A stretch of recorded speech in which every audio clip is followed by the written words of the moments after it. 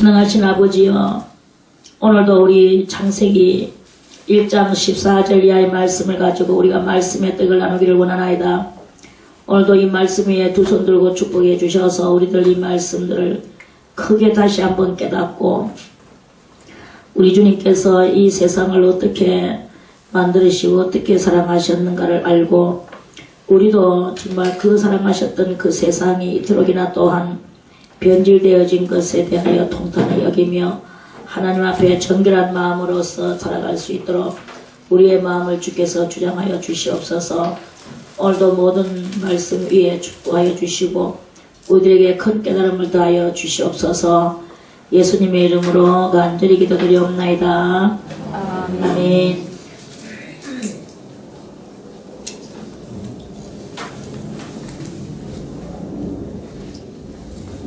어저께 셋째 날까지의 말씀을 드리고, 오늘 하나님이 가라사대 하늘의 궁창에, 그렇게 궁창 알죠?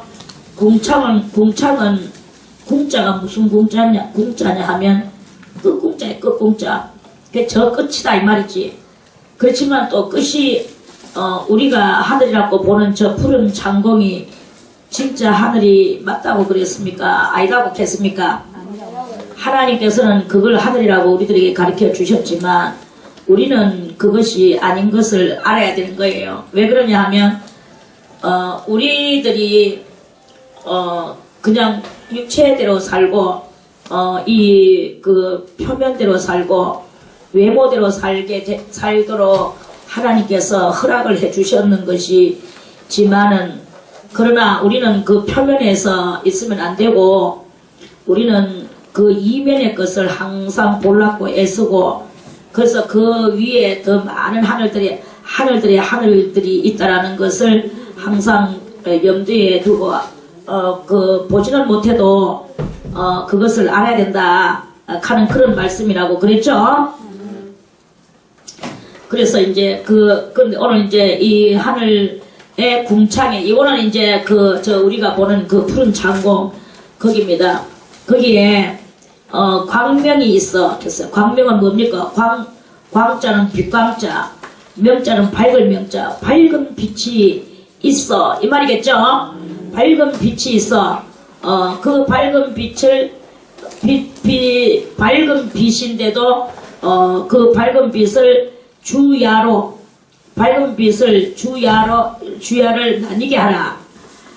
나뉘게 하라 이랬어요. 주는 낮주자, 야는 밤야자. 그러니까 이제 낮과 밤을 나뉘게 하라, 이렇게 말씀을 하셨다고 했습니다. 그래서 이 광명은 큰 광명이 있고 작은 광명이 있는데, 큰 광명은 해를 말하고 작은 광명은 달을 말합니다. 그래서 달이 아무리 밝아도 또, 그리고 거기서 또 많은 별들이 달하고 같이 밤을 주관해도, 그래도 밤이 밝습니까? 낮이 밝습니까? 해는 혼자 있고 달은 많은 별들과 같이 있는데도 불구하고 나쁘다는 어두운 것을 우리는 보죠. 이게 바로 어두움이라는 것이고 밤이라는 뜻입니다. 그래서 주야가 나뉘어져서 참 희한하게도 잘 돌아갑니다. 자, 우리 시편 19편도 한번 보겠습니다. 시편 19편에 뭐라고 말씀을 하셨나? 시편 19편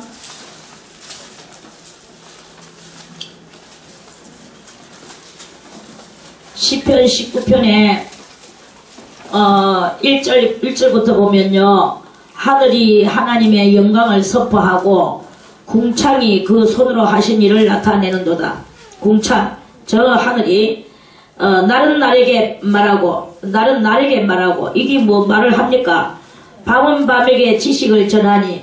날은 날에게 말하고 날은 날일자, 그 날을 말하는 거예요. 밤은 이제 그 야를 말하는 것이고, 그러니까 일야 그것들의 이야기다. 날은 날에게 말하고 밤은 밤에게 지식을 전하니.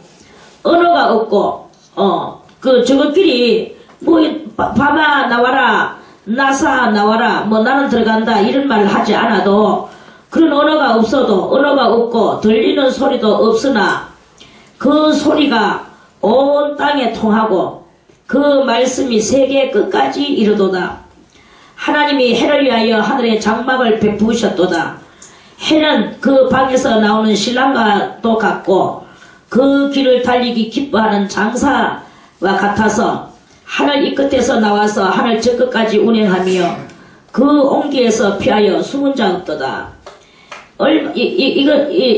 다윗이 이것을 모든 그 해 돌아가는 것과 달 돌아가는 것과 삼남 만상에 그 모든 것이 돌아가는 것을 볼 때 어떻게 저럴 수가 있나?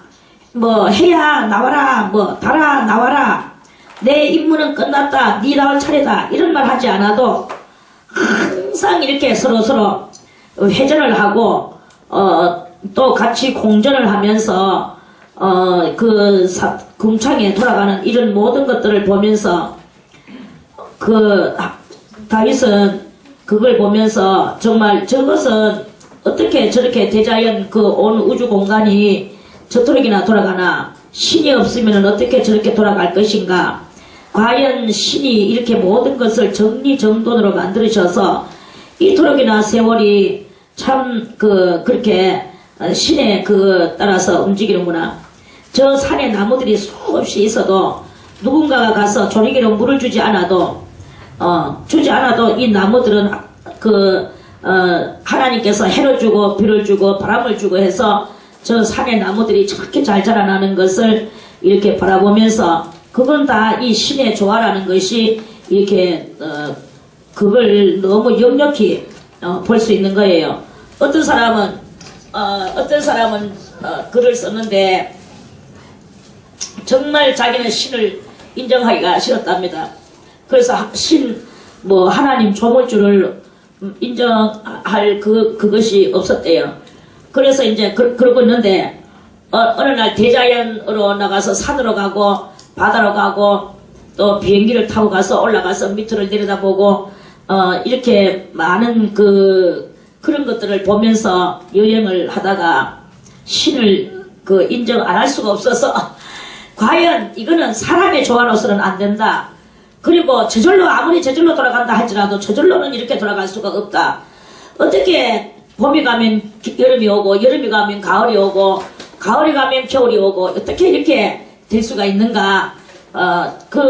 그래서 자기는 아무리 부인하고 싶어도 부인할 수 없는 그것을 정말 그렇게 말을 하더라고요. 그래가 참 아이고 어리석기도 하면서 이제 그랬는데요. 이 대자연 삼라만상을 볼 때 그 신의 조화를 정말 부인하고 싶어도 이 부인이 되질 수 없는, 정말 그것을 통하여서 도리어 그것을 통하여서 더 역력히 바라볼 신을 인정할 수밖에 없는, 여호와를 인정할 수밖에 없는 그러한 그것이 바로 이 대자연이라는 것입니다. 자, 하나님이 가라사대 하늘의 궁창에 광명이 있어 그 광명을 그것을 주야로, 그 광명을 주야로 나뉘게 하라 해가지고 이제 밤과 낮이 생겨났어요.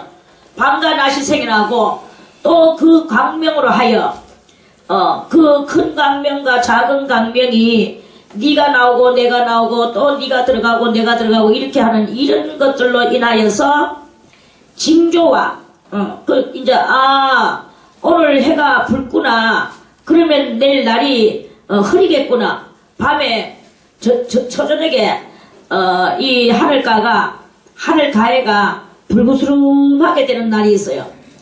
그날에 그럼 내일은 날이 흐리겠구나 하는 것을 알아내는 것과 여러가지 이 해와 달에 그런 여러가지 그 징조를 보면서 사람들은 이제 그걸 보면서 그런 밤과 낮의 징조, 그 조화를 보면서 이제 때가 어떻게 되겠구나, 비가 오겠구나, 폭풍이 치겠구나, 내지는 잘못하면은 폭우가 쏟아지겠구나라든지 아니면은 지진이 나겠구나, 이런 여러 가지 그런 징조들을 깨달아 알 수 있도록 하나님께서 그런 징조를 주셨대요. 징조.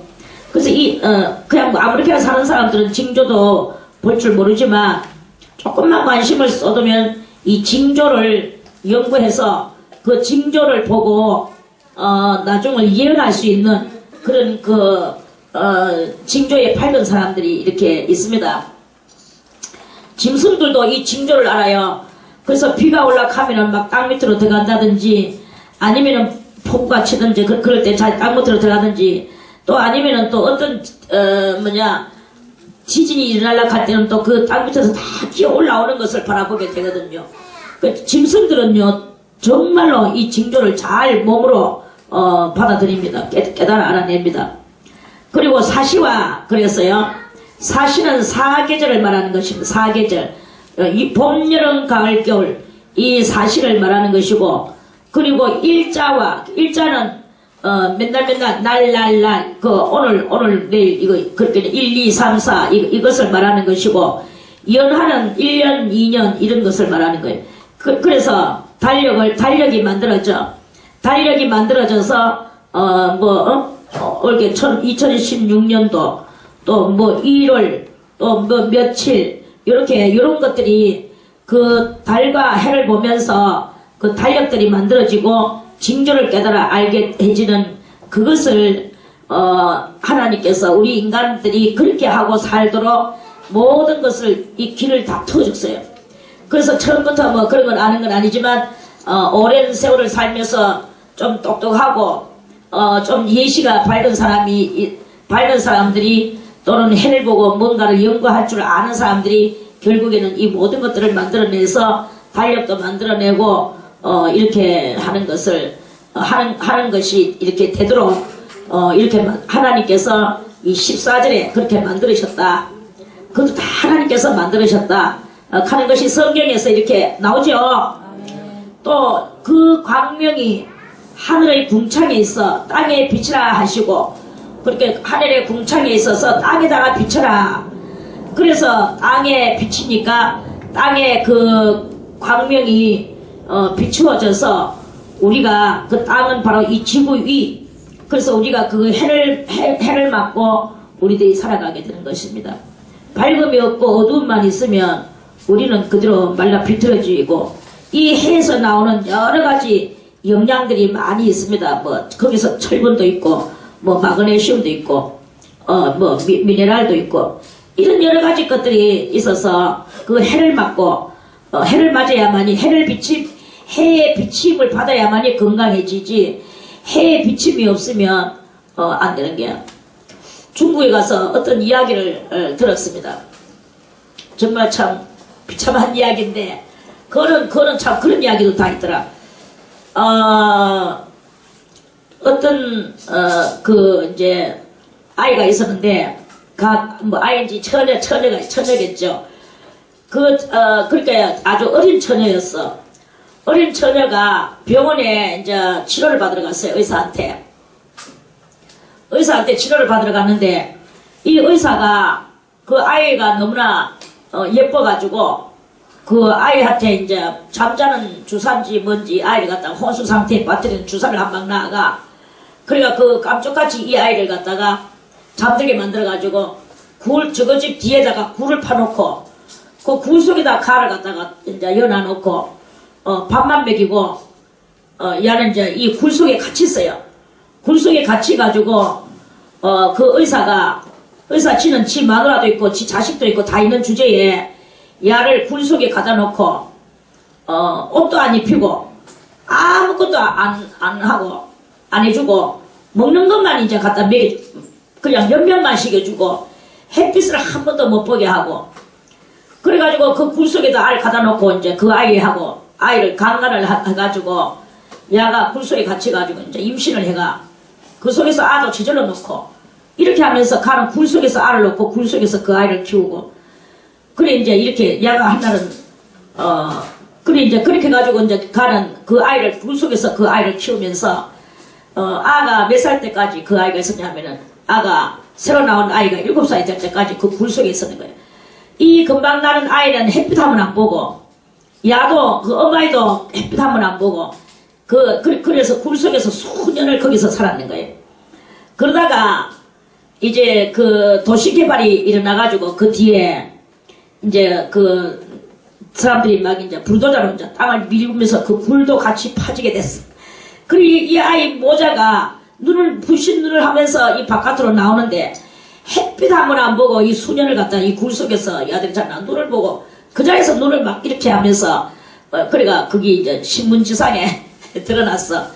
그래가지고 이 어떻게 해서 이렇게 살게 됐는가 하고 물으니까 그래 나는 그 옛날 병원에 아파서 병원에 가가지고 이제 치료를 받으러 갔는데 그래 뭐 주사 한 방 맞고 내 정신을 이러고 깨보니까 굴 속에 갇혀가지고 거기서 그 의사한테 맨날 이제 강간당하고 그러니까 결국 아가 하나 나와서 그 아이를 데리고 거기서 그냥 그 굴 속에서 몇 명만 하고 그렇게 거기서 살았는 거예요. 그러니까 거기 막 만인지상에 드러나가지고 막 그게 이제 그 이야기가 막 떠들고 그러는 그거를 제가 이제 그 신문에서 읽었어요. 그리고 이야 진짜 참 험악한 일도 다 있구나. 그러니까 이 아이도 그렇고 어머니도 그렇고 햇빛을 한 번도 그 수년을 햇빛을 안 보니까 완전히 햇빛 안 받는 그 햇빛을 못 보면요 병이 생겨.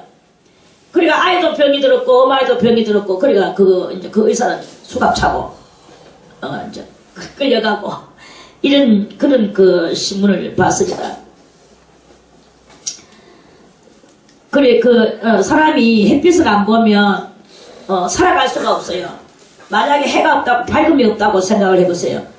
여러 가지 이 결핍증들이 일어나가지고 그 결핍 증세로 해서 생명을 단축시키는 그런 일밖에 없습니다. 이 해와 빛을 주셔서 우리로 하여금 이 속에서 살게 해 주시는 그것이 얼마나 이것이 하나님의 큰 사랑인가를 우리는 알아야 되는 것입니다. 그래서 이 해는 악인에게도 비치고 의인에게도 비치고 해는 아군에게도 다 비쳐. 우리는 뭐 죄인은 가둬놓고 아무것도 안 주지만 하나님은 죄인에게도 의인에게도 다 햇빛과 비를 주시는다고 마태복음에서 그렇게 말씀을 하셨잖아요. 그만큼 이 빛이 중요하다는 것입니다. 자, 그래서 그 광명이 하늘의 궁창에서 땅에 비치라 하시고 그대로 되니라. 그래서 이 땅에 그대로 해와 달이 비치고 있습니다. 하나님이 두 큰 광명을 만드사 큰 광명으로 낮을 주관하게 하시고 작은 광명으로 밤을 주관하게 하시며 이 세상 돌아가는 것도 이렇게 우리가 이것을 보면서 16절에 이것을 보면서 뭘 연상해야 되느냐 하면은 큰 광명은 곧 하나님의 생명체를 상징하고 작은 광명은 오실 메시아의 그 생명체를 상징하고 이 별들은 그들을 돕고 우리들을 위하여서 쓰임받는 사역자 그 천사들을 상징하는 것이라고 이렇게 우리가 볼 수 있습니다. 큰 광명과 작은 광명과 별들이 이렇게 있어서 온 지구 위를 내려다보는 그것은 마치 전능하신 여호와 하나님과 예수 그리스도가 천사들을 대동해서 우리 이 지구를 잘 돌보시고 받들어 주시는 것과 같은 그런 모습을 우리들에게 이렇게 느껴지지 않습니까? 아멘. 느껴지지요? 아멘. 그래서 하나님이 이토록이나 이 세상을 정말 여러 모양으로 돌봐주시고 눈동자와 같이 이렇게 지켜주신다는 것입니다. 자, 하나님이 그것들을 하늘의 궁창에 두어 땅에 비치게 하시며 주야를 주관하게 하시며 밤낮으로 주관한다는 것은 이 우리들이 어떤 위험이 닥칠 때 눈을 꽉 감죠. 그것은 눈을 저절로 보호하는 그런 것과 같이 하나님께서도 이 지구를 자기 눈동자와 같이 지키신다 하는 그런 말씀이에요. 주야를 주관하게 하시며 빛과 어두움을 나뉘게 하시니라. 하나님의 보시기에 좋았더라. 저녁이 되며 아침이 되니 이는 넷째 날이니라. 자, 그러면 이제 다시 한번 우리가 정리를 하겠습니다. 넷째 날에는 하나님이 무슨 일을 하셨나요? 궁창에 큰 광명과 작은 광명 또 별들을 만드시고 그것들이 땅에 비치도록 하게 만드는 그 일을 하셨죠.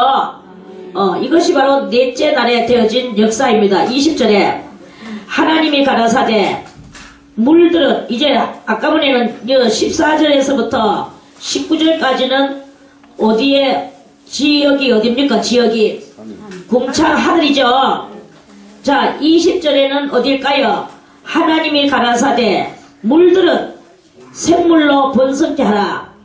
땅이 하늘의 궁창에는 새가 나르라 하시고 하나님이 큰 물고기와 물에서 번성하여 움직이는 모든 생물을 그 종류대로 날개 있는 모든 새를 그 종류대로 창조하시니 하나님이 보시기에 좋았더라. 자, 다섯째 날에는 하나님께서 하늘 위에와 바다 위에 바다 밑에 이런 모든 것들을 그들에게 하늘 공중에 새들이 날아갔어요. 새들도 많은 과들이 있습니다. 독수리과가 있고 매과가 있고 비둘기과가 있고 참새과가 있고 새들도 이렇게 하늘에 나는 새들도 이렇게 정말 여러 가지로 종류가 있어요. 과가 있고 또 물에는 큰 물고기나 아주 작은 미생물까지 이 모든 고기가 물에서 번성하라고 그렇게 말씀하셨습니다. 움직이는 모든 생물을 그 종류대로 날개 있는 모든 새를 그 종류대로 하나님이 이렇게 창조를 하셨다. 자, 다섯 번째 날에는 뭐예요? 공중의 새들을 종류대로, 그죠? 또 물속에 있는 모든 고기들을 큰 것이나 작은 것이나 간의 종류대로 그 종류대로 이렇게 창조를 하셨다 그랬어요. 창조하시니 하나님의 보시기에 좋았더라. 하나님이 그들에게 복을 주어 가라사대 누구에게? 새들과 고기에게 복을 주어 가라사대 생육하고 번성하여 여러 바닷물에 충만하라. 새들도 땅에 번성하라 하면서 이렇게 짐승들에게 축복을 내려주셨습니다. 저녁이 되며 아침이 되니 이는 다섯째 날이니라. 하나님이 가라사대 땅은 생물을 그 종류대로 내되 육축과 기는 것과 땅의 짐승을 종류대로 내라 하시고 여기서 종류대로 내라 하는 말이 무엇입니까? 종류는 그 한 과를 말하는 것입니다. 예를 들어서 고등어과 같으면 고등어과에는 뭐가 들어갑니까? 꽁치. 노래가 있어.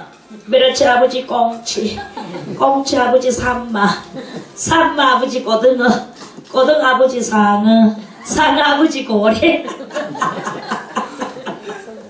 이런 노래도 옛날에 있었습니다.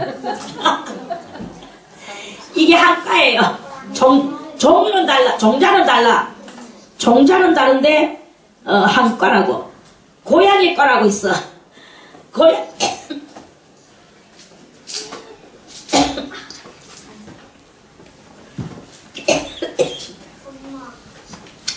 고양이과에는 뭐가 있겠습니까?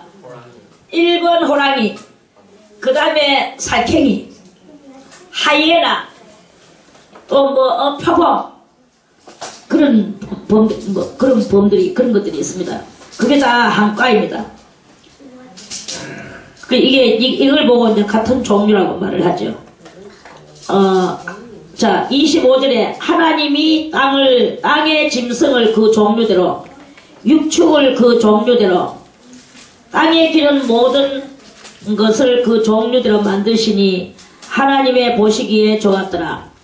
하나님이 가라사대 이제 요까지는 짐승을 다 만들었어요. 자, 25절까지는 뭐? 짐승을 만들었어. 26절부터는 이제 하나님께서 무엇을 만들려고 하실까요? 사람을 만들려고 하시죠. 하나님이 가라사대 우리의 형상을 따라 했어. 그러면은 나의 형상을 따라 해야 맞나?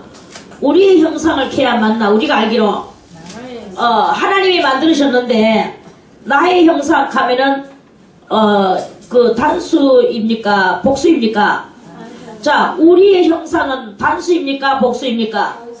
자, 그래서 자, 하나님 만드셨는데 왜 우리의 형상이라고 말을 했을까요? 그것은 바로 하나님이 만드시기는 하셨지만 거기에 하나님의 형상을 가지고 있는 많은 그 하나님의 하나님의 뭐랄까 족속들이 거기에 있었다 이렇게 보면 되겠죠. 자, 우리의 형상을 따라 이랬습니다. 그러면은 자, 우리 잠언을 보겠습니다. 잠언 8장 시편 다음에 잠언이죠.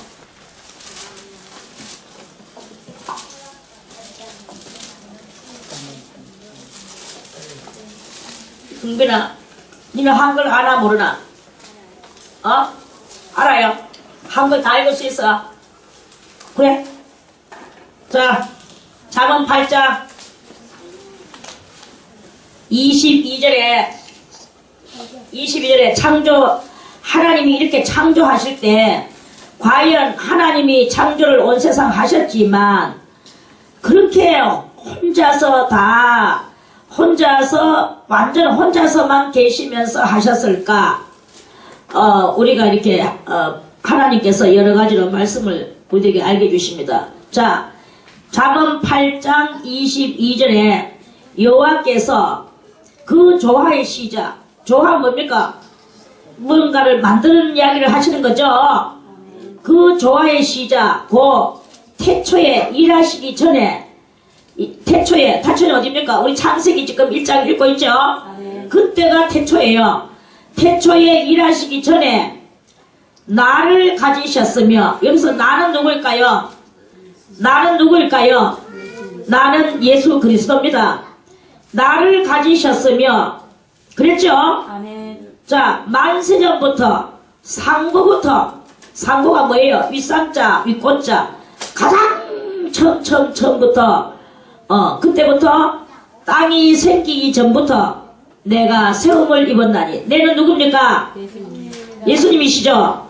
아직 바다가 생기지 아니하였고 큰 샘들이 있기 전에 내가 누구죠? 예수님이 이미 났으며 그러니까 이 세상 만물을 짓기 전에 이미 예수님이 나셔서 하나님의 옆자리에 항상 계셨다는 것을 이 성경을 보면서 알 수 있겠죠. 이미 났으며 산이 세우심을 있기 전에 언덕이 생기기 전에 내가 이미 났으니 하나님이 아직 땅도 들도 세상 진토의 근원이 뭐예요? 뿌리건자 근원도 짓지 아니하셨을 때라. 그가 하늘을 지으시며 궁창을 해면에 두르실 때에 내가 거기 있었고, 거기 있었어. 하나님, 예수님이 거기서 하나님이 하시는 것을 보면서 손뼉을 치며 기뻐했어요. 그는 여기서 누구냐? 여호와죠. 여호와가 위로 구름 하늘을 견고하게 하시며 바다의 샘들을 힘있게 하시며 바다의 한계를 정하여 물로 명령을 거스르지 못하게 하시며, 이거 아까 지난번에도 이거 읽었죠.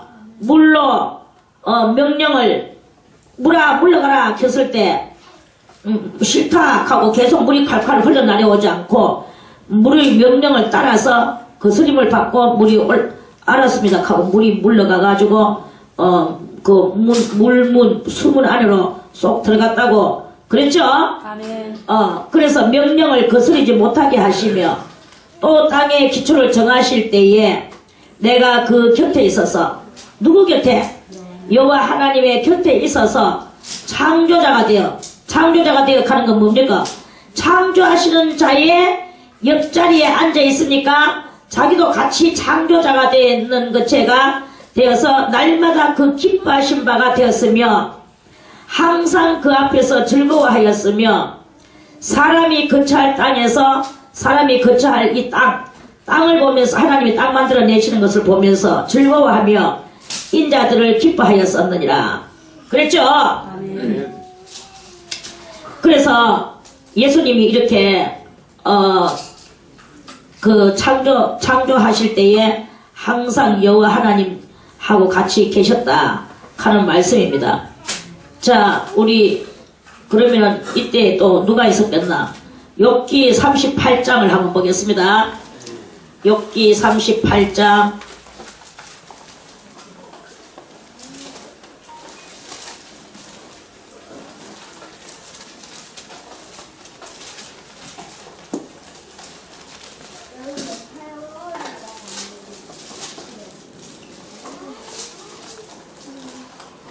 자, 욥기 38장 7절에 그때의 새벽별들이 함께 노래하며 하나님의 아들들이 다 기쁘게 소리하였었느니라. 자, 이것도 무엇입니까? 38장에 여기 2절부터 무지한 말로 이치를 어둡게 하는 자가 누구냐? 너는 대장부처럼 허리를 묶고 내가 네게 묻는 것을 대답할지니라. 내가 땅에 기초를 놓을 때에, 땅에 기초를 놓는다는 말이 무엇입니까? 이 세상을 창조할 때에 이 말이겠죠? 땅에 기초를 놓을 때에 네가 어디 있었느냐? 네가 깨달아 알았거든 말할지니라. 욥이는 그때 없었어요. 누가 그 도량을 정하였었는지, 누가 그 준성을 그 위에 띄웠었는지 네가 아느냐? 욥이는 이때 없었어요. 그렇기 때문에 모른다는 거죠. 그 주처는 무엇에 세웠으며 그 모퉁이 돌은 누가 놓았었느냐? 그때 너는 없었지만 그때의 새벽별들이 함께 노래하며 이랬어요. 새벽별들은 누구냐? 천사들이에요. 예수님만 있었는 게 아니라 그때의 새벽별들인 천사들도 거기서 함께 노래하며 하나님의 아들들이 다 기쁘게 소리하였었느니라. 하나님의 아들 천사들은 거기 있었지만 욥이는 거기 없었다. 이런 말씀이에요. 그래서 욥이는 거기 없었기 때문에 이런 모든 것들을 다 통달하려고 해도 그 이치를 깨달으려고 해도 그 이치가 깨달아질 수가 없어. 우리 인간들은 거기 없었기 때문에 깨달을 수가 없어요. 거기에 있었는 것은 누구냐? 항상 하나님께서 숨 쉬실 적마다 하나님은 무엇이라? 생명체시라. 생명체가 그 콧김가에서 입김가에서 쑥쑥쑥쑥 나온다고 그랬죠. 나와서 거기서 활동하는 그들이 바로 천사들이며 하나님의 아들들이란 말이야. 이 아들들이 새벽별이 돼서 있을 때, 그때 하나님은 창조하실 때 이 천사들은 다 그 가에서 음하고 그 옆에서 하나님의 창조하시는 것을 바라보셨다 하는 그런 말씀입니다. 아멘. 그래서 그러한 말씀들이에요. 자, 그러면서 이제 우리의 형상은 바로 우리가 여기서 우리는 누구냐? 바로 잠언 8장에서 볼 때는 가장 여기서 우리 여호와 하나님 빼고 가장 주인공은 누구세요? 예수 그리스도시고 그 밖에 등등 새벽별들 같은 별들인 천사들이 거기에 같이 하나님과 더불어서 우르르 있었다. 그런 말씀이죠. 아멘. 그래서 하나님 입김과 콧김 속에서 나왔는 천사들이니까 하나님의 형상입니까? 형상 아닙니까? 다 하나님의 형상들이에요. 그래서 같은 형상을 들고 있는 거야. 자, 창세기로 돌아와서 하나님이 가라사대 우리의 가는 이 말이 합당한가요? 안 합당한가요? 거기에서 이제 우리의 가는 이 말이 합당하게 쓰임을 받을 수가 있었더라. 하는 그런 말씀입니다. 아멘. 그 우리의 형상을 따라 우리의 모양대로 우리가 사람을 만들고 이랬어요. 그래서 이제 하나님께서 희한한 역사를 이루시는데 우리의 모양대로 가는 것은 하나님의 형상 그대로 사람을 만든다고 그랬어요. 사람을 만드는데 하나님이 자기들은 육체가 있는가? 하나님은 사실상 육체가 없는 영체입니다. 하나님 자체는. 그러면 그와 아울러서 모든 그리스도와 또 천사들도 육체가 없는 영체야. 그런데 하나님께서 오늘 우리가 사람을 만들고 그로 바다의 고기와 공중의 새와 육축과 온 땅과 땅에 기는 모든 것을 다스리게 하자 하고 이제 이런 모든 것들을 그 사람한테 다스리게 하자면서 하나님이 계획을 이렇게 하시고 하나님이 자기 형상 곧 하나님의 형상대로 사람을 창조하시되 남자와 여자를 창조하시고 요거는 이제 총괄적으로 지금 이야기하는 거지 순서가 아닙니다. 사시고 하나님이 그들에게 복을 주시며 그들에게 이르시되 생육하고 번성하여 땅에 충만하라 땅을 정복하라 바다의 고기와 공중의 새와 땅에 움직이는 모든 생물을 다스리라. 이거는 이제 총괄적으로 이렇게 말씀을 하셨어요. 자 그러면서 자 여기 2장 내일 볼 말씀 7절에 여호와 하나님이 이제 사람을 어떻게 만들으셨나 이제 상세하게 했는 것은 여기에 이제 이렇게 쓰셨어요. 여호와 하나님이 흙으로 사람을 지으시고 뭘로? 흙으로 사람을 지으시고 생기를 그 코에 불어 넣으시니 사람이 생명이 된지라. 그랬죠? 아멘. 그래서 이렇게 사람은 하나님은 육이 없는 영체지만 사람은 이 흙으로 육이 들어서서 육을 만드시고 그리고 나서 그 육의 코에다가 생기를 불어 넣으시니까 사람이 생명이 됐다고 그랬습니다. 이게 아주 중요한 이야기입니다. 그래서 사람은 뭐냐? 육이 있는 영체가 된 거예요. 그 코에다가 생기를 불어 넣으셨다는 것은 하나님이 항상 하시죠. 그래서 많은 천사들이 나오죠. 그렇게 되는 것은 너무나 하나님 앞에서는 자연스러운 일인데 이제 사람을 만드는 것에 대해서는 하나님한테는 특별한 일이 된 거예요. 하나님 앞에서 숨쉬고 천사가 나오고 이렇게 되는 것은 너무나 자연적이고 너무나 일상적이라고 봐도 됩니다.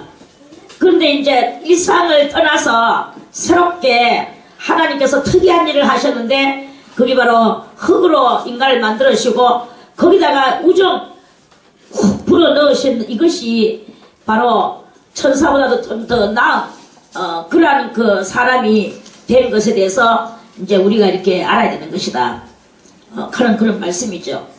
자, 그래서 이렇게 남자를 하나님께서 만드시고 27절에 사람을 창조하시되 하나님의 형상대로 사람을 창조하시되 남자와 여자를 창조하시고 하나님이 그들에게 복을 주시며 이르시되 생육하고 번성하여 땅에 충만하라 땅을 정복하라 바다의 고기와 공중의 새와 땅에 움직이는 모든 생물을 다스리라 이제 이렇게 하셨어요. 그래서 인간을 보고 뭐라고 말하느냐? 만물의 영장이다 라고 말해요. 만물의 영장. 모든 이 세상의 모든 피조물들 중에서 가장 월등 우월. 자, 그러면 하나님 다음에 가장 우월한 게 누구일까요? 하나님 다음에 가장 우월한 게 바로 사람이란 말입니다. 사람이 이 세상에서 가장 우월했어요. 우월했는데 이제 그 다음에 이제 아주 비참한 일이 일어났죠. 다스리라 하시니라. 이제 여기까지는 사람 만드는 그 말씀이고 하나님이 가라사대 내가 온 지면에 씨 맺는 모든 채소와 씨 가진 열매 맺는 모든 나무를 너희에게 주노니 너희의 식물이 되리라. 사람은 이제 무엇을 먹어야 되는 거예요. 이 육체가 무엇을 먹어야 되는데 뭘 먹느냐? 시로 번성하는 채소, 시로 번성하는 나무 열매, 요런 것을 사람들이 먹고 살도록 하나님께서 만들어 놓으셨어요. 그래서 우리 이 육체는요, 무엇인가 먹지를 안 하면 안 됩니다. 그저 자꾸 안 먹으려고 하고 일하는 것도 사실은 안 좋아요. 우리는 아침 먹고 점심 먹고 저녁 먹고 이렇게 항상 그것을 가지고 탐식을 하면서 그냥 막 음식을 탐내가지고 저거 누가 다 먹을까봐 겁난다, 내가 더 먹어야지, 이런 마음은 안 되지만, 그러나 우리는 이 음식을 거부를 한다든지 또 너무나 물론 하나님 앞에서 영으로 새롭게 되기 위해서 몸뚱아리를 조금 절제를 하면 영이 새로워지게 됩니다. 그걸 하기 위해서 정말 작심을 하고 하는 것은 되지만 그 외에는 우리는 항상 이렇게 뭔가 정식적으로 이렇게 정상적으로 먹고 살도록 하나님이 이렇게 다 만들어 놓으셨기 때문에 음식을 먹지 않고는 살아갈 수가 없다 하는 그런 말씀입니다. 자, 그리고 또 땅의 모든 짐승과 공중의 모든 새와 생명이 있어 땅에 기는 모든 것에게는 내가 누구예요? 여호와께서 모든 푸른 풀을, 이 푸른 풀이 뭐냐 하면 뿌리로 번성하는 풀이에요. 씨로 번성하는 거는 누가 먹어요? 사람이 먹고, 뿌리로 번성하는 것은 동물이 먹고, 이렇게 하도록 성경에서 하나님께서 그렇게 하신 것을 성경에 이렇게 우리들에게 가르쳐 주십니다. 그래서 우리가 이 창세기를 자세히 보면서 이런 것들을 이렇게 배워나갈 수가 있는 거죠. 뿌리로 번성하는 건 누가 먹죠? 동물이 먹고, 씨로 번성하는 거는 누가 먹죠? 사람이 먹고, 이렇게 되가 있습니다.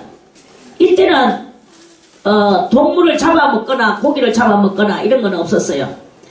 다 누구든지 이렇게 초식으로 살아갑니다. 하나님이 그 지으신 모든 것을 보시니 보시기에 심히 좋았더라. 저녁이 되며 아침이 되니 이는 여섯째 날이니라. 자, 여섯째 날에는 하나님이 무엇을 하셨나? 여섯째 날에는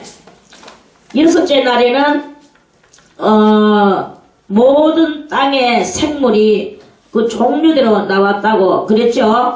짐승도 종류대로, 육축도 종류대로, 땅에 기는 모든 것도 종류대로 그렇게 하나님이 다 만들으셨어요. 여섯째 날 만들으셨어. 그러니까 이 몸뚱아리 육체, 사람 육체나 짐승 육체나 벌레 육체나 다 보면은 어느 때 몇째 날? 여섯째 날 만들어진 것을 볼 수가 있습니다. 그리고 사람도 여섯째 날 만들어졌어요.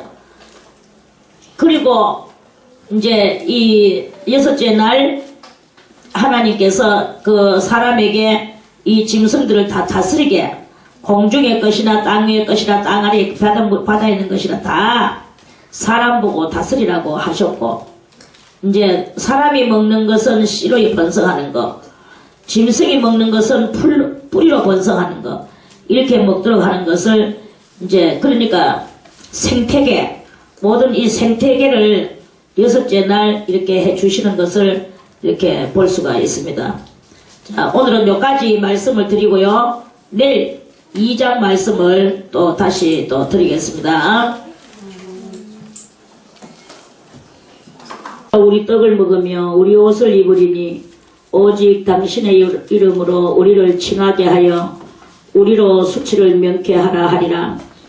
그날에 여호와의 싹이 아름답고 영화로울 것이요 그 땅에 솟아난 이스라엘의 피난한 자를 위하여 영화롭고 아름다울 것이며 시온에 남아있는 자, 예루살렘에 머물러 있는 자, 곧 예루살렘에 있어 생존한 자 중 농명된 모든 사람은 거룩하다 칭함을 얻으리니 이는 주께서 그 심판하는 영과 소멸하는 영으로 시온의 딸들의 더러움을 씻으시며 예루살렘의 피를 그 중에서 청결케 하실 때가 됨이라.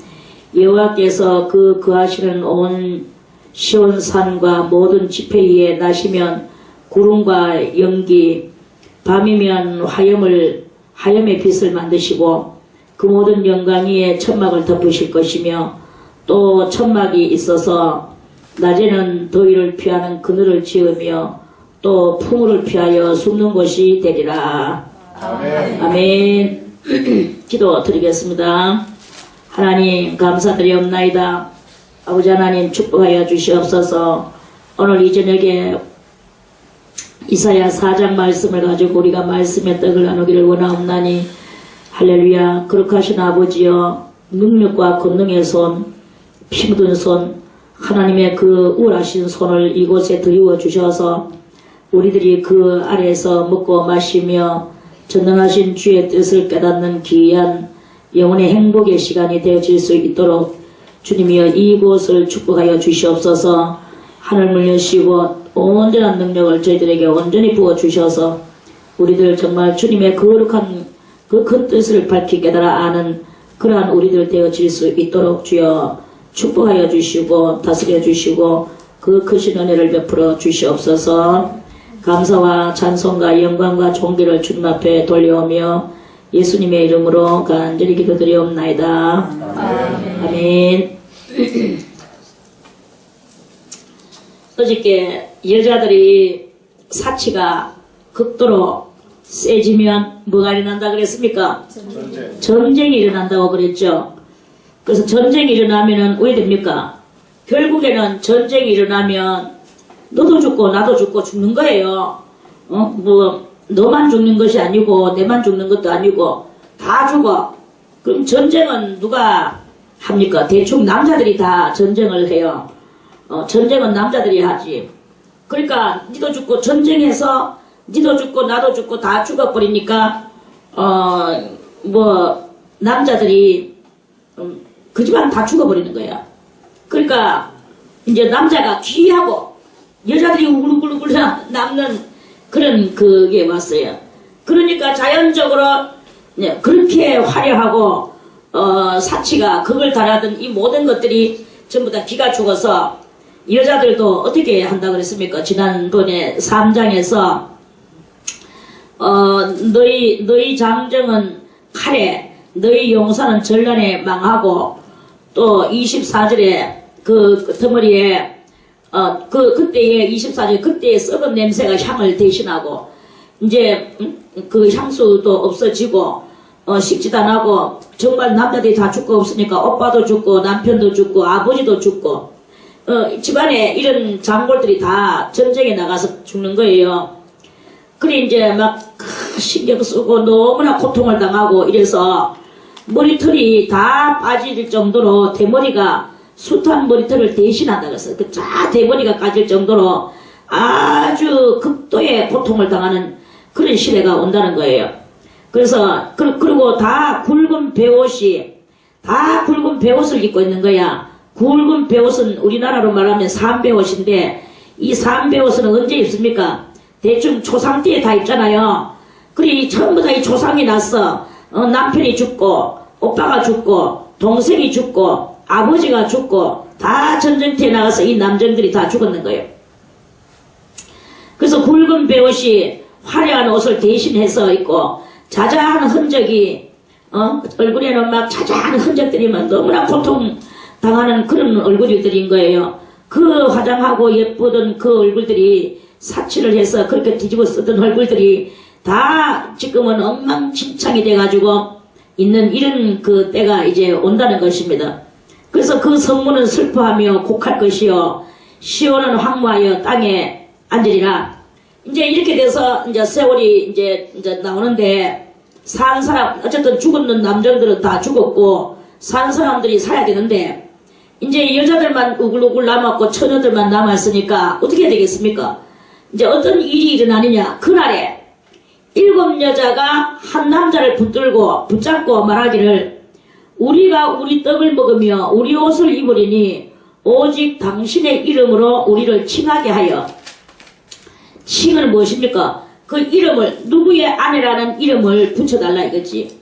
자기가 벌어서 자기가 밥을 먹고 또 자기가 벌어서 자기 옷을 입고 남편이 벌다 주는 것을 가지고 입고 먹고 하는 게 아니고 지가 벌어서 지가 다 할 거니까 호적에 이름만 혼인신고 이름만 올려서 처녀 귀신을 면하게 해달라.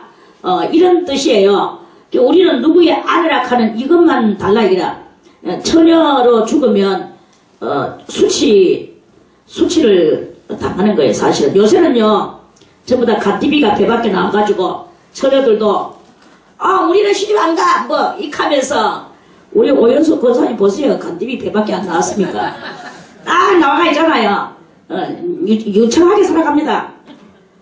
저런 또 이름은 주님을 위해서 내가 깨끗한 몸으로 주님을 위하여 나는 처녀로 살겠다 하는 그런 이름은 괜찮지만 이거는 남자가 없어서 시집을 가야 되는 여자들이 못 갈 때에 지금 그런 이야기입니다. 그 이야기가 좀 두 가지로 있죠. 그래서 처녀로 나도 한때는 내가 이 걷지도 못하고 내를 데리고 가는 남자도 없고 내가 시집 못 간다는 것으로서 어른도 아이도 몽땅다 모든 사람이 성인은 저거 어떡하나 저가 내 데리고 갈 사람이 없다고 생각. 그 소리 듣지만 제가 지나 수치스럽고 부끄럽든지 그래 그렇다면 나는 이 정말 부끄럽구나. 나이가 한 22살 정도 되니까요 정말 속에서 수치심이 올라오대. 이건 아니다. 하나님 나는 꼭 가야 된다. 가서 이 수치를 면해 정말 내가 은근히 남한테 말을 못하고 내 속에요 수치심이 막 올라오는 그것을 저도 당해보는 적이 있었거든요. 그것도 방년 21세 때. 요새 아들은 21세 내가 저 시집 보내지 하고 엄마 멀었지요. 아직까지 10년은 더 있어야 됩니다. 지랄병한테. 아이고 10년은 더 있어야 된대. 그럼 31에는 이제 보내야 되겠다 이 말씀이네. 내가 지금 미친년 저기 어미가 내 이 속으로 저기 미친년이 있지 어미가 내가 있겠어. 어쩔 수 없어서 그렇게 되는 건 어쩔 수 없지만 세월이 시원하고도 yar락궁한 세월이 왔어요. 그런데 내가 처녀의 왜?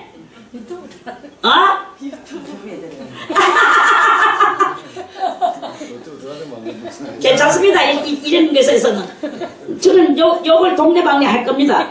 그런 어민년들은 욕해야 돼. 욕을 먹어야 되거든. 그래. 알을 그래 21살 되는 알을 10년 더 있었던데 요것도 먹지 당연히. 꼭 계란 한 판을 넘겨야 좋겠나. 너희 나이가 얼마냐 하면 계란이 한 판하고도 3알이 더 있어요. 내가 이런 일들이 여러 번 있었거든요.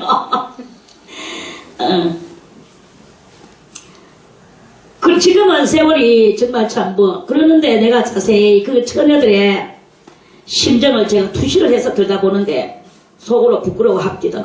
근데 워낙 자존심이 세서 전혀 표 안 내고 내색도 안 하는데 그렇게 그 속에 수치심을 느끼고 있는 것을 제가 봤습니다.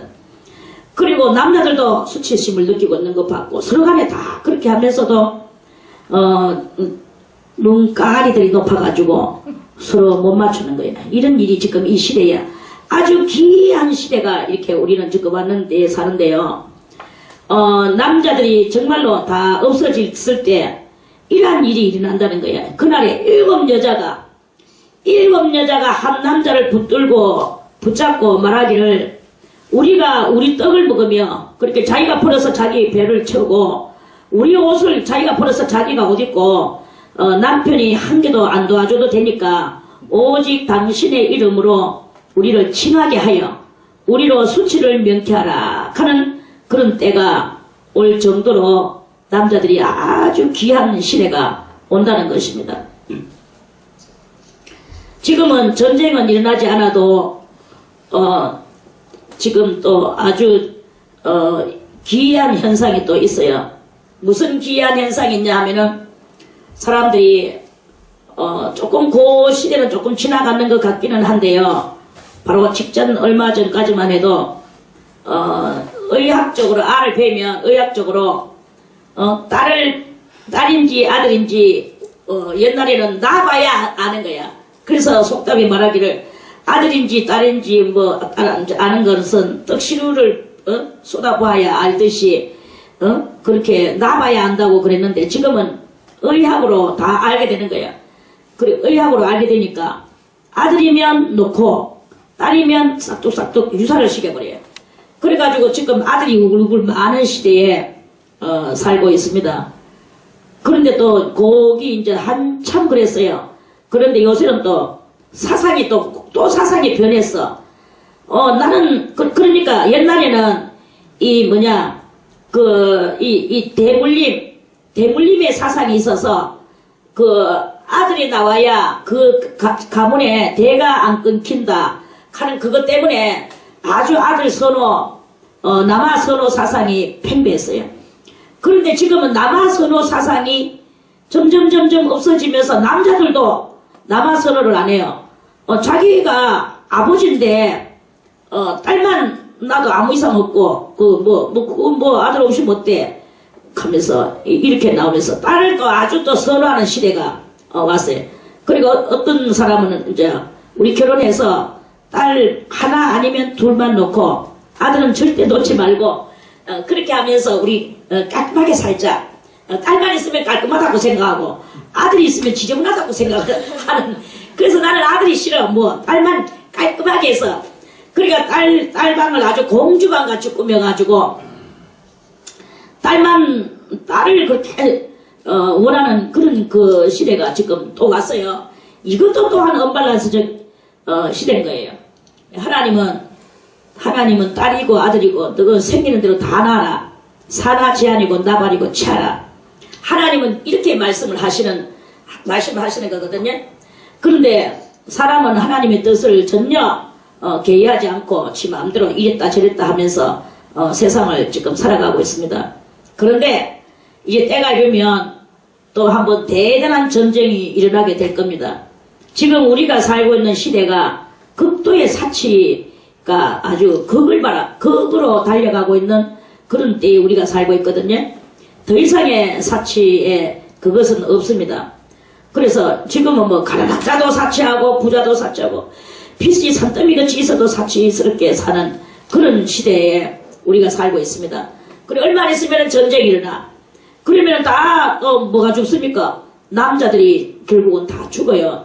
전쟁에 들어가서. 그러면 또 이렇게 이 말씀이 이루어지는 마지막 시대가 올 것에 대해서 이사야 선지자가 이렇게 예언을 하신 말씀입니다. 자, 이제 그러면서 그 때가 어느 때인가를 이 성경은 이제 알려주십니다. 이렇게 사치가 극도에 달하고 전쟁이 일어날 그 조짐이 보이는 시대, 그 시대가 바로 오늘 우리가 살고 있는 이 아주 적절한 이 시대라고 그렇게 볼 수 있습니다. 뭐냐 하면은 2절에 그날에 여호와의 싹이 아름답고 영화로울 것이요. 그래서 이거는 무슨 말씀인가? 그날에 이 이사야 선지자는 아주 그날이라는 단어를 정말로 많이 썼습니다. 여러분들이 이사야를 자세히 한번 보세요. 그날에 가는 그날이라는 그 단어, 그날에 이 석자의 단어를 정말로 제일 많이 쓰는 사람이 이사야 선지자가 가장 1번입니다. 그날에는 언제냐? 그런 마지막 말세 때에 여호와의 싹이 겠어요. 그럼 이 여호와의 싹은 무엇이냐? 여호와의 싹이라는 이 싹이 바로 우리가 정말 능히 사랑하고 귀하게 여기는 예수 그리스도입니다. 여호와의 싹이 아름답고 영화롭게 온 세상 가운데 둘러 있을 것이다. 그래서 그 땅의 소사는 이스라엘의 피난한 자를 위하여, 그러니까 여호와의 싹이 낳는 그 땅은 무엇입니까? 예수 그리스도를 받아들인 심령 땅, 이 심령 땅을 말하는, 이거는 아주 대단히 상징적이고 예화적이고 비유적인 것입니다. 그래서 여호와의 싹이 아름답고 영화로울, 그러니까 그 싹은 무엇이냐? 진리의 말씀이 너무나 아름답고 영화로울 것이요 했는데, 그리스도 예수의 진리와 그리스도 예수의 걸어가신 발자취가 너무나 아름답고 영화로울 것이다. 그래서 진리를 사모하는 사람뿐만 아니고 술주정뱅이까지도 이 아름답고 영화로운 그리스도의 진리 앞에 다 녹아지는 그러한 그 역사가 일어난다 하는 그런 말씀입니다. 그래서 그 예수 그리스도를 받아들인 심령, 그 심령의 소사는, 이제 소사는 뭡니까? 그러면은 예수 그리스도를 받아들인 심령이 심령은 어떻게 합니까? 첫째는 회개할 것이요. 그렇죠? 자기가 이제껏 가지고 있던 예수 믿지 않았을 때의 그 모든 것들을 회개할 것이요. 회개하고 난 뒤에 소사는 무엇이겠습니까? 회개하고 난 뒤에 소사는 성령이 임하고, 임하신 성령이 우리 죄를 몽땅 다 소멸시켜 주시고, 그래서 그 소멸되어진 뒤에 그리스도 예수를 받아들인 심령의 그 모든 행동이 그게 아름다운 행동이고, 그 아름다운 것이 곧 소산이다 이거예요.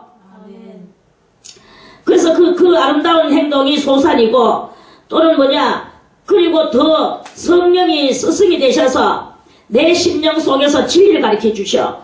그러면 진리를 가르쳐 주셔. 이렇게 해라, 저렇게 해라, 오늘은 저렇게 해라, 이것은 이렇게 해야 되는 것이다. 맨날 이 성령은 그리스도 예수의 참된 진리를 내 마음속에서 가르쳐 주시고, 나를 날마다 교훈시켜 주시고, 나를 날마다 연단시키시고, 시시분분 초초마다 나를 만들어 주시는 성령의 역사를 이룰 때 그 뜻을 따라서 살아가는 성도의 모든 행위가 곧 이 소산이다 이거예요. 할렐루야. 이해가는 사람만 손들고 아멘. 대단히 좀 이해 안 갈 것 같이 보이지만 이 말씀은 바로 그러한 말씀입니다. 그래서 그 소산은 그 땅의 소산은 무엇이냐? 이스라엘의 피난한 자를 위하여 영화롭고 아름다울 것이며, 자, 이스라엘은 뭐예요? 승리한 자의 피난한 자, 승리한 자가 그러니까 승리를 위하여 피난한 자, 어디로? 불의를 버리고 진리로 피난을 했단 말입니다. 그러한 사람을 위하여서 영화롭고 아름답게 그리스도가, 자, 여호와의 싹은 누구라 그랬죠? 그리스도가 아름답고 영화롭다고 그랬죠? 그 영화롭고 아름다운 그리스도의 그 영이 성령이란 말이야. 성령이 그 사람들의 심령 속에 들어갔을 때 그 심령이 아름답고 영화로운 예수 그리스도와 같이 또한 이 심령도 영화롭고 아름다울 것이다 하는 그런 말씀이란 말입니다. 아멘. 영화롭고 아름다울 것이며, 이래서 그러면 그 사람이 뭡니까? 예수 그리스도께서 말씀하시기를 여호와께서도 말씀하시고, 너희는 내가 거룩하니 너희도 거룩하라. 내가 완전하니 너희도 완전하라. 내가 너희를 사랑하는 것 같이 너희도 서로 사랑하라. 진리를 주셨죠. 그러니까 성도가 그렇게 했단 말입니다. 그러니까 그 성도가 마치 누구와 같으냐면 제2의 예수와 같이 되어져 가는 것이다 하는 말씀입니다. 그래서 우리는 다 우리 심령 속에서 성령이 속삭이시고, 성령이 심령 속에서 이렇게 우리에게 세미하게 가르쳐 주시는 그것을 그대로 준수하고 받드는 사람은 결국에는 뭐가 되느냐? 제2의 예수가 되어지게 되는 것이다 하는 그런 말씀이죠. 그래서 영화롭고 아름다울 것이며, 시온에 남아있는 자, 예루살렘에 머물러 있는 자. 자, 이것은 무엇입니까? 지역이 시온 땅이 다르고 예루살렘이 다르다고, 남의 나라니까 우리가 지역을 모르니까 그렇게 생각을 하는데, 그렇게 생각하지 마세요. 그 장소는 고장소가 고장소입니다. 원래 이 땅이 여기가 예루살렘 성이고, 이 예루살렘 성 속에는 하나님의 성전이 있는 곳이죠. 아멘. 그 성전이 있는 그 장소가 원래 거기가 어디냐 하면은 아브라함이가 이삭을 하나님 앞에 바칠 때에 그 땅이 무슨 산이었습니까? 그때는 이 산을 보고 모리아산이라고 불렀어요. 모리아산으로 부르다가 나중에 또 다른 또 이름이 또 있었어. 그러다가 나중에 이제 거기에 또 흑인들이 와서 살 때 시온산이라고 또 그랬어요. 시온산이라고 하다가 다윗이가 이 산을 빼앗았어. 누구냐? 여부스 토인하고 싸울 때. 그래서 여부스인을 쫓아내고 다윗이 그 성에 머물러 있었죠. 아멘.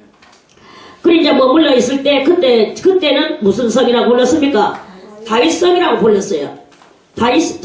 다윗성이라고 부르다가 나중에 이제 먼 훗날에 예루살렘이라고 또 그 이름을 바꿨습니다.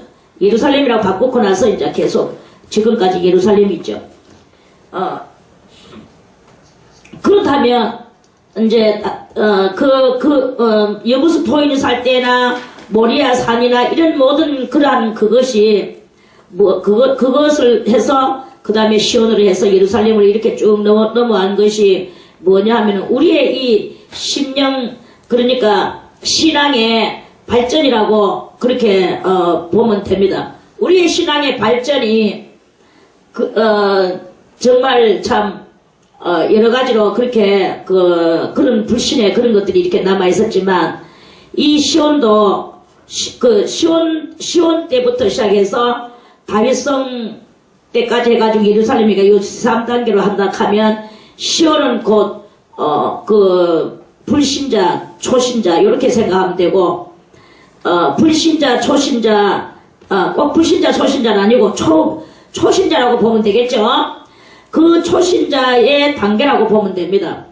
그러고 난 뒤에 이제 초신자의 단계에 있다가 다윗성이라고 이제 지어질 때는 그때는 다윗성이라고 지어질 때는 무슨 단계라고 보느냐 하면은 싸우는 단계, 연단받는 단계, 이런 단계로 이제 그러는 거예요.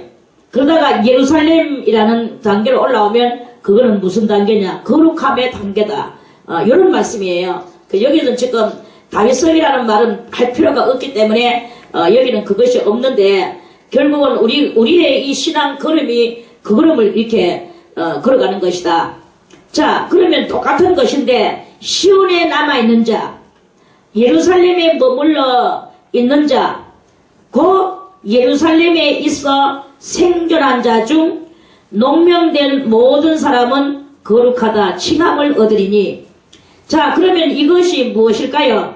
이거는 지금 이미 예수 그리스도 오셨을 때 성도들 그러니까 연단받고 신앙의 장성을 위하여 얼마만큼 장성을 위하여 그리스도 예수의 그 모습을 이루기까지의 장성함을 이루기 위하여 맞죠? 아멘. 그리스도 예수의 그 모습을 이루는 것이 무엇을 회복하는 것입니까? 아담이가 잃어버렸던 하나님의 형상, 그 형상을 회복하는 것이 바로 예수 그리스도의 그 모습으로 가는 그것이 곧 하나님의 형상을 우리가 아담은 잃어버렸지만 우리는 도로 찾아내는 그 회복의 그 역사를 이루는 것이다. 이런 말씀이에요. 할렐루야. 아멘. 자, 보세요. 먼저 피곤하셨죠? 아유, 내가 제일 사랑하는 우리 미스터 정장로님.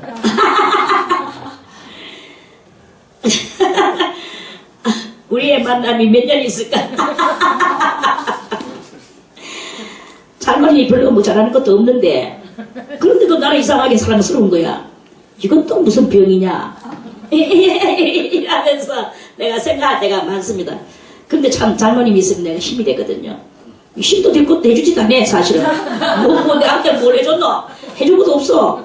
그런데도 힘이 돼. 이건 또 뭐냐? 또 마스코트 하나만 가져도 되는구나.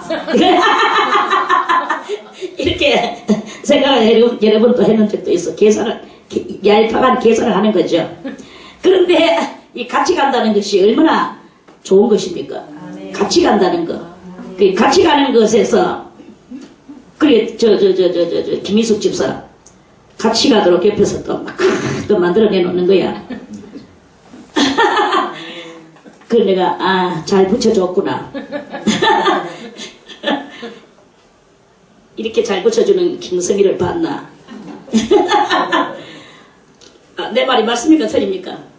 맞습니다. 맞습니다. 김인숙 맞나 안 맞나? 맞나 맞다고 가기 싫나? 그거 가면 안 되지.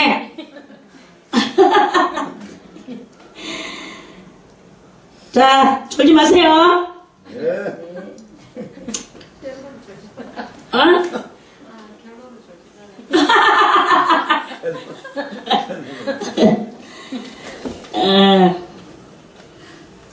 자, 그래서 이거를 지금 우리가 우리의 이 신앙, 영적인 신앙의 이 모든 흐름과 그 상태와 지금 우리들의 이 살아가는 이런 모든 신앙적 삶을 그 삶을 이 속에 다 함축시켜서 예언해놨는 말씀이 바로 2절에서부터 6절까지의 이 모든 말씀이에요.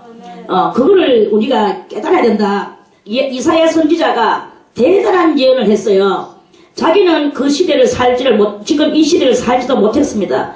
그럼에도 불구하고 하나님께서는 외치셨고 또 이사야는 외치시는 자의 뭐가 됐노? 소리가 되셔서 이 말씀을 외치셨는 거예요. 그래서 경에 올랐고 경에 올란 것을 마지막 말씀을 만난 우리가 읽다 보니까 이 말씀은 뭐 그 당시에 그것이 아니고 장차 예수가 오셔서 예수를 믿는 자들의 그들의 삶의 생태, 영적인 생태, 신앙적 생태, 그것을 그 이사야 선지자가 소리로서 그렇게 외쳤구나. 이거를 이제 우리들이 깨닫게 되어지게 되는 아주 기기묘묘한 그런 말씀입니다. 그때 이것을 했는 지금으로부터 한 4,000년, 5,000년 전에 이 예언을 한 거예요. 5,000년 후에 되어질 일을 이렇게 이사야 선지자가 우리들의 이 삶의 생태를 예언한 그런 말씀인 것을 볼 때 정말 기기스럽지 않습니까? 아멘. 묘묘스럽지 않습니까? 아멘. 기기묘묘한 거예요. 그래서 이제 그 시온에 남아있는 자, 예루살렘에 머물러 있는 자, 그러니까 신앙의 걸음을 이렇게 걸어가는 자, 무엇으로 걸어가느냐? 여호와의 싹의 길을 걸어간다 이거야. 여호와의 싹은 무엇이냐? 여호와의 싹은 곧 그리스도 예수시다. 아멘. 그 그리스도 예수의 그 싹된 삶을 걸어가는 그 자들, 이 자들은 누구냐? 곧 성도들이요, 우리 오늘날 우리들이라고 봐도 되는 것이다 하는 그런 말씀입니다. 아멘. 시온에 남아있는 자, 예루살렘에 머물러 있는 자. 자, 여러분은 지금 어디에 남아있는 사람입니까? 신앙의 초다듬이의 그것을 지나서 남들은 다 세상으로 떨어졌고 신앙을 가지고 있는 것 같이 보여도 육적으로 떨어졌지만, 그렇지만 아직까지 큰 도에 이르지는 못했지만, 그러나 참된 진리를 붙들고 이 믿음 없는 것을 그것을 겨우 명맥을 유지하면서 남아있는 그러한 여러분들입니까? 아니면 거룩함의 그 길을 걸어가면서 거룩한 삶을 사는 거야. 남들은 다 저 길이 옳다 하고 음식이며 먹는 것이며 청바지 떨어진 청바지 입고 이것저것을 먹으면서 불순한 삶을 살면서도 예수 하면서 가는 그 길에 있는가? 그건 절대로 거룩한 길이라고 볼 수가 없습니다.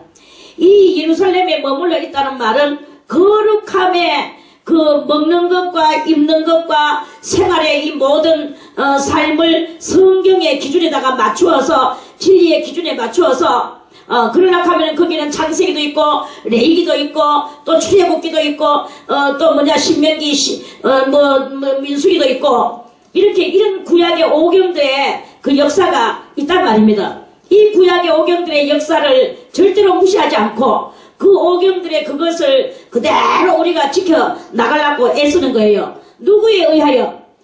저 유태인들은 그 모세에 의하여서 그 오경을 지켜 나가지만 우리는 누구에 의하여? 우리는 예수 그리스도에 의하여서 이 오경을 예수 그리스도께서 완전케 하러 오셨다라는 그 완전함에 머물러 있게 되어지게 되는 것이죠. 자, 이제 우리 구약, 그러니까 이 구약을 들고 다니지. 모세의 오경이 완전 필요 없으면 몰랐고, 구약을 이 무겁고 뭐 힘들어 합니까? 들고 다닐 필요가 뭐 있습니까? 자, 우리 마태복음 5장을 찾아서 보겠습니다. 마태복음 5장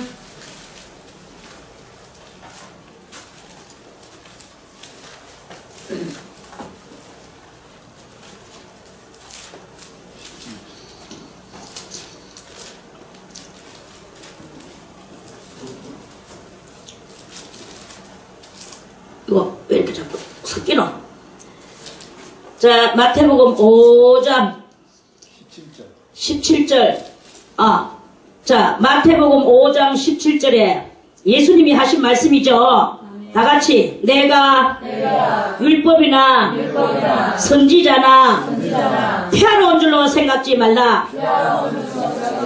피하러 온 것이 아니여. 다 같이 완전케 하려 함이로라. 완전케 하려 함이로라. 그러면서 주님께서는 말씀하셨어요. 자, 여기에서 요 말씀만 한번 보시기를 바라겠습니다. 21절에 옛사람에게 말한 바 살인치 말라. 누구든지 살인하면 심판을 받게 되리라 하였다는 것을 너희가 들었으나, 여기서 예수님은 꼭 말씀하시기를 다 같이 나는 너희에게 이르노니. 이 말씀이 이게 바로 완전케 하는 말씀이에요. 완전케 하는 그 완전에 그 가장 해당되는 말씀이 바로 다 같이 나는 너희에게 이르노니. 예수 그리스도가 완전케 하기 위하여 너희에게 이르노니. 이거예요. 형제에게 노하는 자마다 심판을 받게 되고, 형제를 대하여 나가라는 자는 공회에 잡히게 되고, 미련한 놈이라 하는 자는 지옥불에 들어가게 되리라.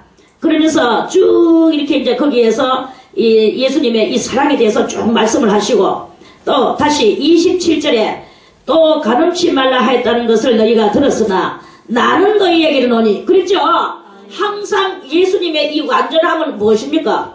모세는 이렇게 말했지만 나는 너희에게, 모세와 예수의 이 비교적 말씀이에요. 예수와 모세의 비교의 그것을 드러내는 말씀입니다. 나는 너희에게 이르노니 여자를 보고 음욕을 품는 자마다 이미 가늠하였느니라. 예수님의 그것은요, 더 완전한 것은요, 예수님은 심령을 간파하시는 거야. 그러면서 그 뒤에 쭈루루루 이렇게 하면서 이제 또 설명을 하셨어요. 그리고 나서 32절에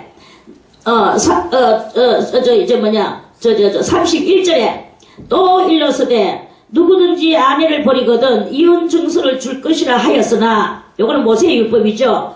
근데 예수님의 율법은 나는 너희에게 이르노니 누구든지 음행한 연고 없이 아내를 버리면 이는 저로 가늠하게 하며, 또 누구든지 버린 여자에게 장가드는 자도 가늠함이니라.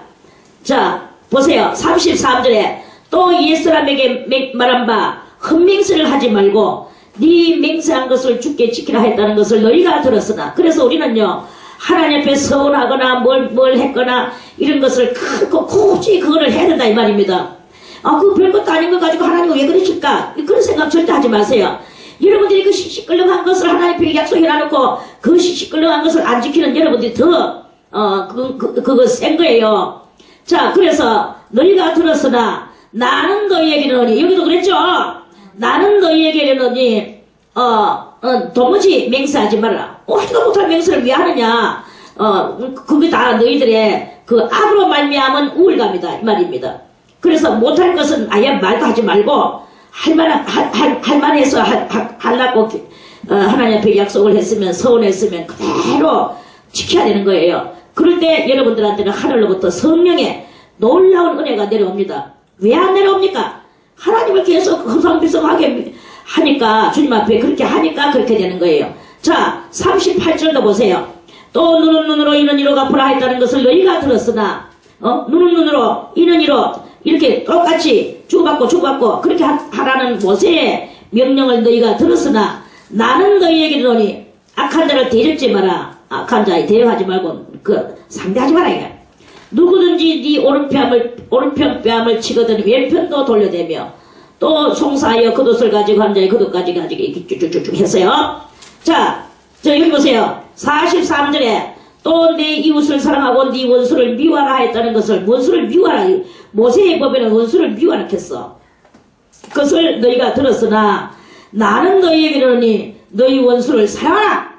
예수님은 그래서 이게 가장 지금 유명하게 돼서 예수님은 원수를 사랑하는 분이라는 것을 온 동네방네가 다 아는 거예요. 동네방네가 다 안다는 것은 안 믿는 사람까지도 그걸 알더라. 그럼에도 불구하고 우리는 좋아하는 사람만 자꾸 좋아하고 안 좋아하는 사람은 안 좋아하니까 저게 무슨 예수 믿는 사람이냐 하고 또 우리가 그렇게 비판을 받는 이런 일들이 이렇게 있다 하는 그런 말씀입니다. 그래서 이렇게 예수님의 법은 이걸 보고 완전 다 예수님은 더 사랑으로 완전케 우리를 완전하게 만들어 주시는 예수님의 법이다. 맹세를 함부로 하지도 말고 서원도 함부로 하지 말고 했다고 생각하는 것은 그거는 목숨을 걸고 여러분들이 지켜보세요. 그러면 여러분들이 아주 신령한 주님의 세계로 인도함을 받는 놀라운 은총을 받게 될 것입니다. 주님을 맨날 만홀히 여기며 마음대로 이렇게 작정해 놓고는 그걸 또 하지도 않고 주님을 두려워하지도 않고 이리 하니까 주님을 안 두려워하고 지 마음대로 먹어 제끼고 지 마음대로 뭐 입어 제끼고 지 마음대로 행동하고 이렇게 하면 그러면은 절대로 이 신령한 세계에 참여는 못하게 될 것입니다. 자, 다시 이사야 4장으로 와서요. 그래서 시온에 남아있는 자, 예루살렘에 머물러 있는 자, 이 예루살렘에 머물러 거룩하게 된 자는 무엇이냐? 곧 완전케 된 예수 그리스도의 진리를 깨닫고 더 거룩함으로 나아가는 그 성도, 그러한 성도를 지금 그러한 성도를 두고 이 3절은 그런 말씀을 하시는 것이다. 하는 그런 말씀입니다. 남아있는 자, 곧 예루살렘에 있어 생존한 자 생존한 자 중 하는 것은 거룩함의 길을 많은 사람들이 가다가 다 이리 떨어지고 저리 떨어지는데 거기에 생존한 자라 하는 말은 이 말씀은 무슨 말씀이냐면 이사야 선지자는 그때에 바벨론으로 포로로 가가지고 있을 때 포로로 안 끌려가고 예루살렘에 남아있던 사람, 그래서 70년이라는 세월이 지나가는데 70년 동안에 안 죽고 생존한 자 중 농명된 모든 사람은 거룩하다 칭함을 얻으리니 하고 70년 동안 끌려간 백성이 돌아오는 것을 눈으로 받는 그 성도를 거기서 이사야 선지자는 그 사람들을 말하는 것 같이 이렇게 보여지죠. 그렇지만 그것은 그때의 그것이고 그 사람들은 무엇입니까? 이스라엘 사람들이 살았던 것은 다 무엇을 위하여 기록이 됐나?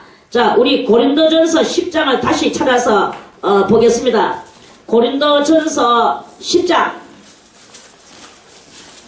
자, 이 고린도전서 10장은요, 출애굽기 한 권을 그대로 축소시켜서 써놨는 것 같이 된 그 책입니다. 자, 고린도전서 10장 1절부터 보세요. 고린도전서 10장 1절에 형제들아 너희가 알지 못하기를 내가 원치 아니한다. 바울은 모든 성도들이 모든 진리를 다 깨닫고 알기를 원한다는 뜻이겠죠. 그러면 곧 우리들이 다 알고 이 모든 것을 알고 신앙생활을 하라 하는 그런 뜻입니다. 자, 원치 아니하노니 뭘 알아야 되느냐? 우리 조상들이 이게 언제적 것이냐면은 출애굽기 때에 애국에서 나온 그 조상들을 말하는 것이죠. 1세들. 자, 그 조상들이 다 구름 아래에 있고, 구름 아래에 있다는 말은 뭐예요? 집도 없이 절도 없이 광야 생활할 때 구름 아래에서 살 때에 그때를 말하는 거예요.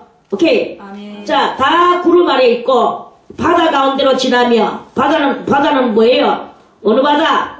홍해 바다 가운데로 지났죠. 지나며 누구에게 속하여? 모세에게 속하여 다 구름과 바다에서 뭘 했습니까? 홍해 바다를 건너온 것은 그것은 뭘 상징하느냐? 세례를 상징한다 그랬어요. 전 국가 세례. 그래서 그 세례를 상징하는 세례를 받고, 오케이. 아멘. 다 같은 신령한 식물을 먹으며, 신령한 식물은 무엇입니까? 신령한 식물은 그 하늘에서 내려오는 만나를 먹은 것을 보고, 만나가 곧 신령한 식물이라는 것입니다. 다 같은 신령한 식물을 먹으며 다 같은 신령한 음료를 마셨으니, 이 음료는 무엇입니까? 모세가 반석을 치니까 뭐가 나왔죠? 물이 나와가지고 온 백성과 그 짐승들이 다 마셨다고 그랬죠? 그것을 이야기하는 거예요. 다 같은 신령한, 그걸 보고 바울은 신령한 식물이며 신령한 음료라고 이렇게 표현을 합니다. 정말 신령한 식물이고 신령한 음료 맞습니다. 이는 저희를 따르는 신령한 반석으로부터 마셨으며, 저희를 따르는 신령한 반석은 누굴까요? 반석은 그 반석을 깨뜨리니까 물이 나왔어. 이것을 다 상징으로 봐야 되거든요. 그 반석은 예수 그리스도를 상징하고, 거기서 칼칼칼 쏘아지는 물은 뭘 상징하나요? 그리스도로 말미암은 성령의 큰 은혜를 상징하는 것입니다. 할렐루야. 그래서 은혜의 물을 마신 거죠. 그 사람들이 신령한 반석으로부터 마셨음에 그 반석은 곧 그리스도시라 다 설명하죠. 두 번 설명할 게 없어. 다 성경에서 이렇게 말씀을 해주셨어요.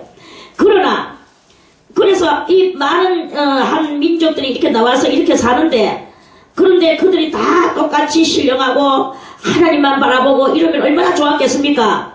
그런데 그들이 그들이 하나님을 다 똑같이 섬기지를 않았어. 여호수아 갈렙같이 하나님을 섬기지를 않았고, 모세같이 하나님을 섬기지를 않았다. 이런 여호수아같이 하나님을 섬기지를 않았다.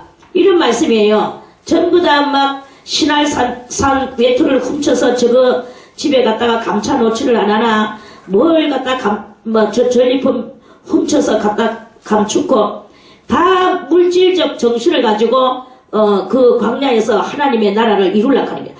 하나님은 그런 도둑질하는 마음 또는 물질적 정신, 이런 모든 육적 정신, 이런 것들을 다 하나님은 배제시키시고 완전히 주님의 신령한 성도들로만 구성되어진 나라를 만들으시려고 하는 하나님의 뜻을 이 백성들이 그걸 깨닫지를 못하는 거예요. 깨닫지를 못하니까 주님께서 저희의 다수를 하나님이 기뻐하지 아니하신 거로, 그래서 다수는 많을 다자거든요. 이는 숫자의 수고. 그래서 많은 수를 하나님 기뻐하지 않는다는 거예요. 많다고 하나님이 좋아하는 게 아니고, 하나님은 한 명이라도 좋으니까 진짜로 하나님의 뜻을 알고 따르는 그 사람을 주님께서는 찾으신다는 것입니다. 그래서 우리가 하나님을 믿으면서 시시껄렁하게 믿으면, 그러면 하나님 앞에 우리는 잘 믿는다고 하다가 징계받고 뒤져버리고 말아버리는 이런 일이 일어납니다.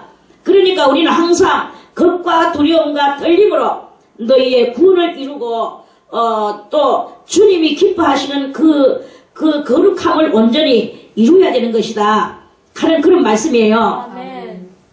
그래서 다수를 하나님이 기뻐하지 아니하신 거로 저희가 광야에서 멸망을 받았느니라. 그래, 멸망받은 자들은 누군가? 여기서 멸망받은 자들은 누군가? 그것은 바로 그런 일은 우리의 거울이 되어 우리로 하여금 저희가 악을 절개한 것 같이 절개하는 자가 되지 않게 하려 함이니, 그래서 그 광야에서 멸망받은 사람들이 누구냐 하면은 저희 중에 어떤 이들과 같이 너희는 우상 숭배하는 자가 되지 말라. 기록된 바 백성이 앉아서 먹고 마시며 일어나서 뛰논다 한가 같으니라. 그래서 우상 숭배하는 사람들은 멸망을 받았어요. 그래서 우리도 이러한 것을 보면서 하나님 앞에서 우상 숭배를 하지 않아야 된다. 그러면 우리가 무슨 우상 숭배를 했습니까? 우리가 뭐 저 불교에 가가지고 어떤 그 뭐 우상 덩어리한테 가서 절을 했습니까? 그런 이야기가 아니고, 자, 그러면 이 고린도전서 10장을 덮지 말고 다시 자 어디로 골로새서를 찾아보겠습니다. 골로새서 골로새서 3장.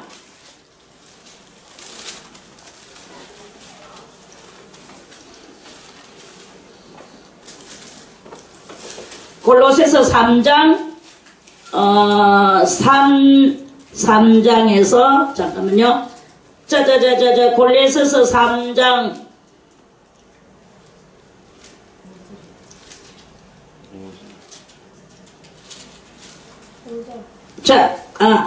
골로새서 3